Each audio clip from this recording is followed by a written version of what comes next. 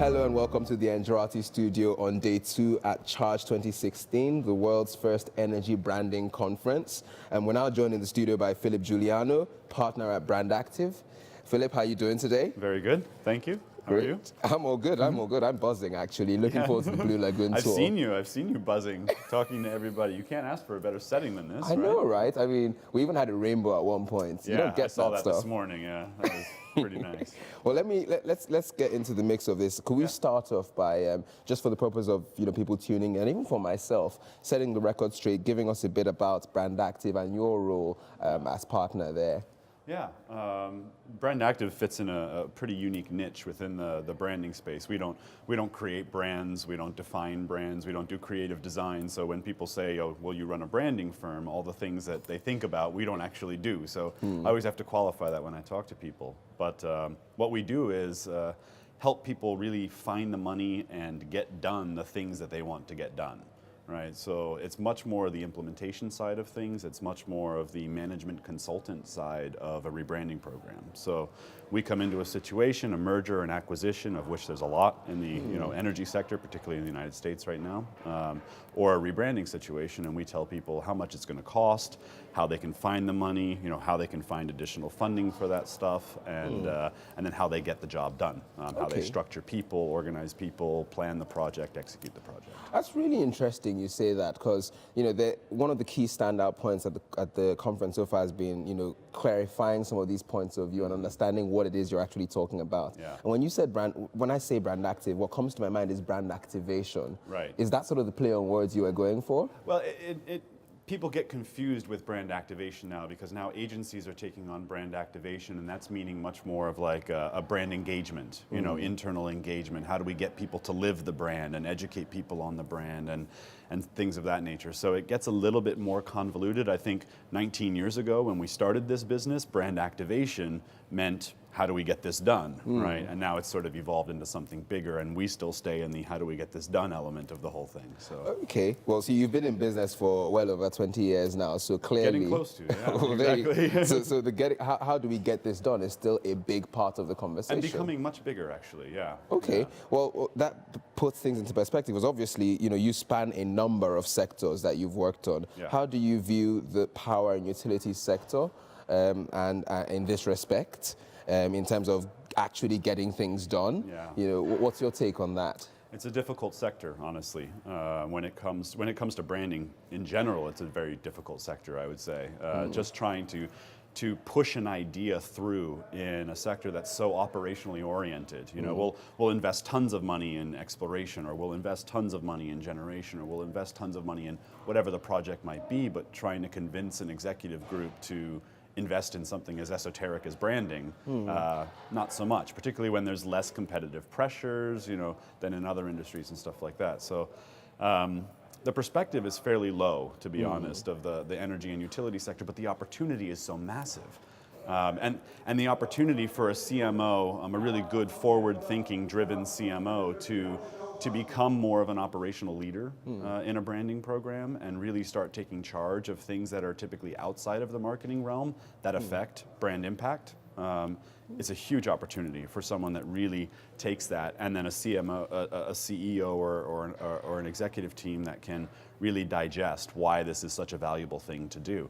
And sorry to ramble on a little bit on this one, but the CMO that's able to say that branding is not just a marketing program, and that's able to look at things like facilities and uniforms and fleet vehicles and HR materials and all of these things that are outside of their control, and create a business case for change that shows payback to it, is going to be a really well-positioned CMO to make that happen in a utility. It's quite interesting you end on that point there, because I was going to ask you about Brand Z's top 100 reports that came out last year. And in 100 companies across the world, basically, there wasn't a single electricity company. Shell made the list, I think. They were like number 80, but they only recently kind of started doing electricity. It's a bit complicated. It's more about first utility, not them. Yeah. the long story short, and I think it kind of dovetails in what you're saying here, is like, you know, again, it's the getting things done, and on the operational level, there's a lot of talk about operational excellence within utilities. But then when I look at Google, for example, you know, they have, you know, brand identity at a staff level, you know, even just the way the company is set up, the office is set up. Absolutely, yeah. How, is this sort of some of the kind of things you're talking about, the ways? I mean, it's interesting that you bring up Google, right? Because it is something that's as ubiquitous in our lives these days as power is, right? Like, so I mean, we don't really think about it. I wasn't that smart to draw that link.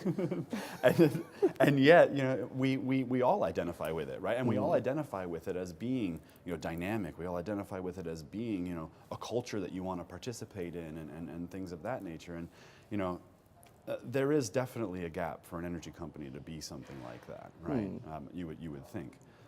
But you know, where I think there's not a representation on that list is because there isn't really a lot of there's not a lot of focus on branding. There's certainly not a lot of investment in branding in the utility sector, and there's not a lot of investment in and what does it truly mean as a culture, as a delivery system, as a customer experience, like all the way through the line. How do we get everybody to march in step for the same vision and communicate that vision in a compelling way, right? That would actually drive someone on the consumer side to feel a connection to that brand, as opposed to I turn on my light, the power works, I don't really care, right? So. Well, that's some really deep stuff there. Well, talking on the subject of deep stuff, it's quite interesting that you also point out that, look, this is a multifaceted and track thing. You know, this is not just about a logo. This is not just about even a T-shirt. And that's part of the problem. Is I still, you know, in the energy sector in particular, I still think marketing is seen as this, you know, do that campaign, create that collateral, make that logo kind of a function, as opposed to, you know, an integrally strategic element of the overall C-suite. I mean, you can actually see it. You go onto a power and utility company's website, right, and you'll see the CEO, the COO, you know, compliance, legal, that kind of stuff. You'll never see a CMO on the list of executives. It's just like, you know, well, that's a function out there. We need it, I guess, but you know, it's not integral. Well, there you go. That's a challenge for you. If you're in a utility right now and you've watched this interview, maybe tweet us with your page, with your CMO on there, @Engerati. There you go. Brandactive. Prove me wrong, exactly. please. Exactly, right? So perhaps, you know, what will it take then? Because this is the reality, and I think kind of this is really aligned with what you do. What do you do to get going with branding? What do you do? What is that next step for, say, the utility executive, you know, sat there listening to this or at the conference wanting to actually do something? Yeah, I really do think that it needs to be more than a branding program in the energy sector sense. So it can't just be, we've done some research, we've got a value proposition, here's the campaign that we want to take out, here's a new logo, here's a new creative. You know, it can't just be about that, because that's what shuts off, you know, the operationally minded utility company to say, well, okay, it's a marketing program, right? So why am I going to spend $40 million rebranding everything that I need to do for a marketing program when we've got other things that we need to do that actually generate revenue, right? And that's sort of the just saying that's it's food for thought. It's an argument that comes across, right? So it needs to be framed more in the look. We're spending money on brand every day, just doing the things that we do to operate as a company. We maintain a fleet vehicle set, right? We build new buildings, we replace signs, we buy new uniforms, we, you know, do, you know, our HR and recruiting packages. We even operate the grid, just operating the grid itself. Yeah. I mean, all of that, right? I mean, that absolutely affects brand experience. But all of these things are happening, right? That we spend money on every day, and it's out of marketing's control. So if marketing could get into those areas and understand the dynamics of how that's working and create a business case for change that says, look, we're going to go ahead and we're going to do this rebranding, right? But in doing it, we're also going to save X amount of millions of dollars and improve all of these touch points, which is going to drive trust, because consistency and quality drives trust.